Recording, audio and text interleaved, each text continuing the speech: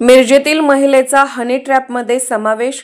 Social मीडियावर मैत्रीचे नाटक करून तरुणाचे लाखो रुपये लुटले, त्या महिलेविरुद्ध मिरज पोलिसात तक्रार दाखल।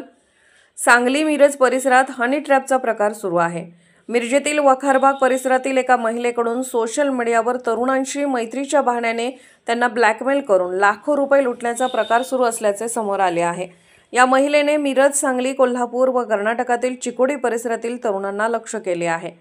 सोशल मीडियावर मैत्री झाल्यानंतर संबंधित तरुणांना या महिलेने मिरजेत फ्लॅटवर बोलावून तरुणांची आक्षेपार्ह छायाचित्रे घेऊन त्यांना ब्लॅकमेल केल्याच्या तक्रारी आहेत।